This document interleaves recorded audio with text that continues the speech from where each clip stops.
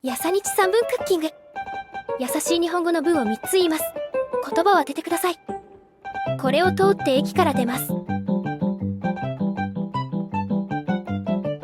お金が足りないと赤く光って大きな音を出します。その時は駅員さんのところに行きましょう。答えは自動改札機。またね。